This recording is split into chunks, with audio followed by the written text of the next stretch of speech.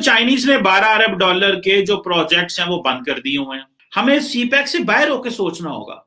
हमें जो global gateway है इसका कैसे हम हिस्सा बन सकते हैं। अब हमारा तो यूरोप से कोई ताल्लुक नहीं है ना ही हमें यूरोप मुश्किल लिफ्ट कराएगा, क्योंकि हम तो तरले कर रहे हैं पहले कि जीएसपी प्लस स्टेटस नाम से ले लीजिएगा। पाकिस्तान ने अपने आप को क्यों महदूद कर लिया है सिर्फ और सिर्फ चाइना और सीपैक के ऊपर, जबकि इंडिया ने अपनी तमाम ऑप्शंस ओपन रखी हुई हैं। वो ग्लोबल गेटवे के भी मेंबर बनेंगे, वो बिल्ड बैक बेटर वर्ल्ड के भी मेंबर है, B3W के भी मेंबर हैं, और वो उसके चाइना के साथ $100 बिलियन प्लस बायलैटरल ट्रेड भी अपनी ले गए हैं।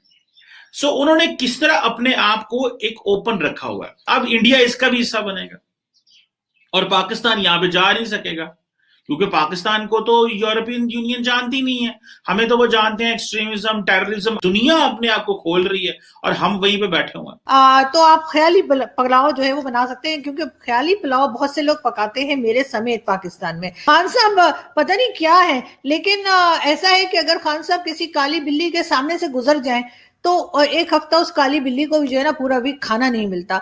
जहां वो प्राइम मिनिस्टर बन के बैठे हैं तो जाहिर है वहां की पब्लिक का क्या हाल होगा, ये तो आप समझ ही सकते हैं। सबसे बड़ी डेवलपमेंट वो ये है कि यूरोपियन यूनियन ने अपना एक नया प्रोजेक्ट अनाउंस किया है जिसका नाम है ग्लोबल गेटवे। और ये क्या कर रहे हैं कि वो कह रहे हैं कि जी इंडो पैसिफिक फ्रेमवर्क जो है वो उसमें ये लेके जाएंगे और वो डिजिटल कनेक्टिविटी की बात करेंगे 27 ममालिक की। अब ये जो है ये है European strategy for the global gateway partnership. Basically इसका नाम ये है, लेकिन इन शॉर्ट में इसको ग्लोबल गेटवे कहा जा रहा है। अब इसमें यह है कि जो जियोग्राफिक रीजन्स हैं, जो डिजिटल ट्रांजिशंस हो रही हैं, क्लीन एनर्जी के जो प्रोजेक्ट्स हैं, ट्रांसपोर्ट के जो मिसाइल हैं, पीपल टू पीपल कनेक्शन है, ट्रेड है, और सबसे बढ़ के सप्लाई चेन है, जो कि अब चाइना से निकल के बहुत हद तक इंडिया में भी आ रही है। और ये कोविड की वजह से the world is trying to rely on India. अब ये जो इन्वेस्टमेंट्स होंगी, इन चीजों पे जो इन्वेस्टमेंट्स होंगी, जैसे मैंने डिजिटल ट्रांजिशन की बात की, क्लीन एनर्जी की बात की, ट्रांसपोर्ट की बात की, और ना भूलिएगा कि जो इंडिया है वो ऑलरेडी इंडो पैसिफिक में जो एक फोरम है जिसको क्वाड कहते हैं उसका मेंबर है। अब यूरोपियन यूनियन ने कहा कि अमेरिका ने तो अकेले एक बिल्ड बैक बेटर वर्ल्ड बना लिया, हम क्यों ना अपना एक इंडिपेंडेंट प्लेटफॉर्म रखें। अब जो मैं बात करना चाह रहा हूं, जो सेंट्रल थीसिस में देना चाह रहा हूं, वो ये है कि पाकिस्तान ने अपने आप को क्यों महदूद कर लिया है सिर्फ और सिर्फ चाइना और सीपैक के ऊपर, जबकि इंडिया ने अपनी तमाम ऑप्शंस ओपन रखी हुई हैं। वो ग्लोबल गेटवे के भी मेंबर बनेंगे, वो बिल्ड बैक बेटर वर्ल्ड के भी मेंबर है, B3W के भी मेंबर हैं, और वो उसके चाइना के साथ $100 बिलियन प्लस बायलैटरल ट्रेड भी अपनी ले गए हैं। सो उन्होंने किस तरह अपने आप को एक ओपन रखा हुआ है। और सीपैक की हमारी जो पोजीशन इस वक्त ये है कि आज जो पाकिस्तान की जो सीपैक अथॉरिटी के हेड है, जो सीपैक अथॉरिटी के हेड हैं, और हमारे जो असद उमर साहब हैं, जो एक प्लानिंग कमीशन को भी चलाते रहे हैं और कोविड वगैरह की चीजों को भी देख रहे हैं, उन्होंने तकरीबन 70 जो चाइनीज कंपनीज हैं उनको आज ब्रीफिंग दी है कि जी सेकंड फेज में इंडस्ट्रियल डेवलपमेंट। हम ये समझते हैं कि हमने जो एनर्जी डेवलपमेंट, एनर्जी इंफ्रास्ट्रक्चर में सफिशिएंट है, हालांकि एनर्जी में सफिशिएंट कैसे, हम तो गैस बाहर से मंगवा रहे हैं और पाकिस्तानियों को तो हम गैस दे नहीं सकते, लेकिन वो एक और सवाल है, उस पर मैंने कल भी बात की थी। लेकिन इसको समझना जरूरी है कि जहां पे 70 कंपनियों को आज भी हम कन्विंस कर रहे हैं कि आए यहां पे आके बिजनेस करें, अपनी इन्वेस्टमेंट करें, उधर चाइनीज ने $12 अरब के जो प्रोजेक्ट्स हैं वो बंद कर दिए हुए हैं। और पाकिस्तान की जो सीपैक अथॉरिटी के हेड हैं, चेयरमैन है खालिद मंसूर, उन्होंने लेटर लिखा है कि भाई चाइनीज कंपनियों को कि अपनी आके अपनी जो चीजें हैं वो पूरी करें। अब ये जो सेकंड फेज है, इसमें चलो ओवरऑल ये अच्छा है कि आप मंगवाते हैं, बाहर की कंपनियों को कहते हैं कि आए वो इन्वेस्टमेंट करें और वहां पे यहां पे आके चीजें प्रोड्यूस करें। लेकिन जितनी पाकिस्तान की इकोनॉमी के अंदर अनसर्टेनिटी है, बाहर के इन्वेस्टर को क्लिक करना बहुत मुश्किल है। तो ये चैलेंजेस हैं और पाकिस्तानी जो अथॉरिटीज हैं वो इस हवाले से बहुत ज्यादा एक वीक पोजीशन रखती हैं कि वो चाइनीज कंपनियों को तो बहुत प्रेफरेंशियल ट्रीटमेंट देते हैं लेकिन वेस्टर्न कंपनीज को नहीं देते। अब इमरान खान साहब ने इस्लामोफोबिया की बहस छेड़ ली हुई है अननेसेसरी यूरोप के साथ क्लैश है। अमेरिका समझता है आप सारे अपने अंडे जो है वो चाइनीज बास्केट में रख दिए हैं, चीनियों ने पैसा लगाना बंद कर दिया है। अभी अगर पाकिस्तान ने अपने आप को एक इंडिपेंडेंट रखा हो, हमें थोड़ा सा we have to think beyond CPEC. हमें सीपैक से बाहर होकर सोचना होगा। हमें जो ग्लोबल गेटवे है इसका कैसे हम हिस्सा बन सकते हैं, हम बिल्ड बैक बेटर वर्ल्ड का किस तरह हिस्सा बन सकते हैं। इंडिया, मैंने थोड़े दिन पहले एक वीडियो बनाई थी कि क्लाइमेट जो फंड है उसमें से अच्छे भले पैसे लेके जा रहा है। हमारे यहाँ पे पाकिस्तान में सबसे ज्यादा तो पोल्यूशन लाहौर में है, एयर क्वालिटी सबसे ज्यादा गंदी है, लेकिन हमें कोई बड़ा पैसे उस तरह नहीं दे रहा। द रीजन बिहाइंड इज कि हमारी जो लॉबिंग है वो ही नहीं है, हमारा वजीर आजम घर से बाहर ही नहीं निकलता, वो बस घर में रहते हैं। सो ये जो यूरोपियन यूनियन की स्ट्रैटेजी है, European strategy for the global gateway partnership, जिसकी मैंने बताया कि किन चीजों में काम करेंगे, क्लीन एनर्जी को देखेंगे, डिजिटल ट्रांजिशन को देखेंगे, ट्रांसपोर्ट के मसाइल देखेंगे, पीपल टू पीपल कनेक्शंस और ट्रेड और सप्लाई चेन के मसाइल को देखेंगे। अब ये इस पे काम करेंगे। अब हमारा तो यूरोप से कोई ताल्लुक नहीं है ना ही हमें यूरोप मुश्किल लिफ्ट कराएगा, क्योंकि हम तो तरले कर रहे हैं पहले कि जीएसपी प्लस स्टेटस नाम से ले लीजिएगा। और उधर इंडिया जो है वो यूरोप के तमाम ममालिक के साथ पहले तो उनके बायलैटरल ताल्लुकात भी बड़े मुनासिब हैं, अच्छे ताल्लुकात हैं, भले फ्रांस हो, इटली हो, जर्मनी हो, सब ममालिक के साथ। और अबव ऑल उन्होंने अपनी जो है वो मल्टीलैटरल फोरम्स में भी ठीक है।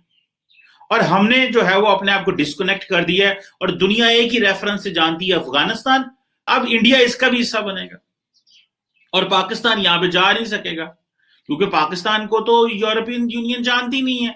हमें तो वो जानते हैं एक्सट्रीमिज्म, टेररिज्म। आज भी जो पाकिस्तान में लोग आ रहे हैं, जो हमारी हुकूमतों से या जो टॉप लेवल के लोगों से मिलने आ रहे हैं, वो एक ही चीज कर रहे हैं कि हमारे साथ जो है वो काउंटर टेररिज्म में कोऑपरेशन करें। कि पाकिस्तान ने अपने आप को सिर्फ चाइना सीपैक की हद तक रख दिया, दुनिया अपने आप को खोल रही है और हम वहीं पे बैठे हुए हैं। अभी जो बेल्ट एंड रोड इनिशिएटिव है या जो क्या बिल्ड बैक बेटर वर्ल्ड है या जो ग्लोबल गेटवे है, ये 3 बड़े प्लेटफॉर्म्स हमारे सामने आ गए। तो देखना यह है कि क्यों हम इतना लिमिटेड सोच रहे हैं, हमारी सोच में इतनी ज्यादा कमी क्यों है। हम क्यों समझते हैं कि भाई हमें अपने जो ताल्लुकात हैं वो सिर्फ और सिर्फ सीपैक और चाइना से रखने चाहिए और वेस्टर्न इन्वेस्टर्स को नहीं लेके आना चाहिए। क्योंकि वेस्टर्न इन्वेस्टर, जो मेरी अंडरस्टैंडिंग है वो ये है कि वो बहुत कुछ मांगते हैं। वो आपकी ग्लोबल इकोनॉमिक इंडिकेटर्स देखते हैं, वो आपकी ग्लोबल रैंकिंग देखते हैं, वो आपको फेवरेबल बिजनेस एनवायरनमेंट के लेंस से देखते हैं, जीडीपी ग्रोथ रेट देखेंगे। चाइनीज का ये होता है कि वो कंपनीज आ जाती हैं, वो पाकिस्तान के साथ मुआहदे कर लेती हैं और वो सारी बातें, वो जब आते हैं तो उसमें हमें वो डिसएडवांटेज ही होता है, क्योंकि वो हम पहले तो वो उनको ले आते हैं, बाद में वो मंसूबे आधे छोड़ के चले जाते हैं या बीच में आधे रह जाएंगे और फिर वो कहेंगे आप अपनी जो शेयर ऑफ दी डील है वो पूरी करें। हमारी आदत है, हम इस तरह की मैं पसंद नहीं करते, हम कहते हैं मैं पूरा बना के दो, ठीक है। अब चाइनीज को भी पैसे देने हैं तो उसके लिए अमेरिकन कहते हैं कि नहीं, हमने आईएमएफ से नहीं लेने देना। तो आप ख्याली पुलाव जो है वो बना सकते हैं, क्योंकि ख्याली पुलाव बहुत से लोग पकाते हैं मेरे समेत पाकिस्तान में, कि ऐसा हो जाएगा पाकिस्तान में, वैसा हो जाएगा, ये चीज ठीक हो जाएगी, वो चीज ठीक हो जाएगी। ऐसा सोचने को ख्याली पुलाव पकाना कहते हैं। तो अगर किसी ने उस टाइम के अलावा जिसमें कि गवर्नमेंट हमें ये फैसिलिटी प्रोवाइड कर रही है कि चूल्हे में गैस आ रही है, बाकी टाइम आप ख्याली पुलाव पका सकते हैं। और आहिस्ता आहिस्ता होगा ये कि जो 3 टाइम गैस आपको मिलेगी चूल्हे में, वो भी आहिस्ता आहिस्ता करके इमरान खान साहब खत्म कर देंगे। उसके बाद बारी आएगी इलेक्ट्रिसिटी की। जी हाँ, फिर आहिस्ता आहिस्ता करके बिजली भी खत्म कर दी जाएगी, जो कि इमरान खान साहब, मेरे ख्याल में, मतलब ये मेरा अपना एक आइडिया है जो मैं बता रही हूँ, अभी खान साहब ने ये सीक्रेट आउट नहीं किया वैसे। तो ना उससे होगा ये कि ना गैस होगी, ना बिजली होगी, ना इंटरनेट होगा, ना फोन होगा, ना मोबाइल होगा। उससे भला क्या बनेगा? बिल्कुल आप सही समझे, उससे इमरान खान साहब जो हमारे प्राइम मिनिस्टर हैं वो पाकिस्तान को बना देंगे मदीना की रियासत, जो वो हमेशा से कहते हैं कि जी मैंने जो है वो रियासत मदीना बनानी है, तो रियासत मदीना अगर कोई स्टडी करे और गूगल पे चले जाएं, आप अपने बड़ों से पूछे तो आपको पता चलेगा कि रियासत मदीना में ना बिजली थी, ना गैस थी, ना फोन था, ना इंटरनेट था, इस तरह की कोई भी चीजें जो थी वो वहां पे मौजूद नहीं थी। तो जब इमरान खान साहब जो प्राइम मिनिस्टर है, उन्होंने जब ये सोचा कि मैंने रियासत मदीना बनाना है पाकिस्तान को, तो सबसे पहले ये सारी चीजें जो है वो कंट्री से गायब हो जानी चाहिए।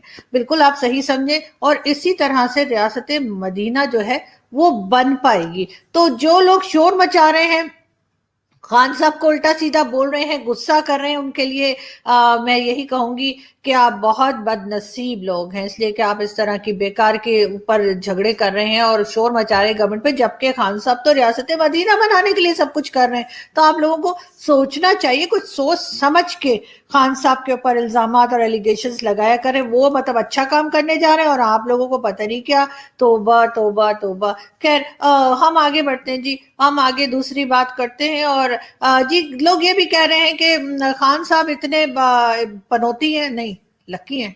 हाँ, खान साहब पता नहीं क्या है, लेकिन ऐसा है कि अगर खान साहब किसी काली बिल्ली के सामने से गुजर जाएं तो एक हफ्ता उस काली बिल्ली को जो है ना पूरा वीक खाना नहीं मिलता। अब इसको लकी होना कहेंगे या पनौती कहेंगे पता नहीं, क्योंकि मेरे ख्याल से लकी इसलिए कि जरा वेट कम हो जाएगा बिल्ली का, और क्या। वैसे ये बात मैं अपनी तरफ से नहीं करी, मुझे एक बिल्ली ने बताई थी कि खान साहब ना उनके सामने से भी गुजर जाए तो उसको बेचारी को एक वीक तक खाना नहीं मिलता। तो फिर जहां वो प्राइम मिनिस्टर बन के बैठे हैं तो जाहिर है वहां की पब्लिक का क्या हाल होगा, ये तो आप समझ ही सकते हैं। लेकिन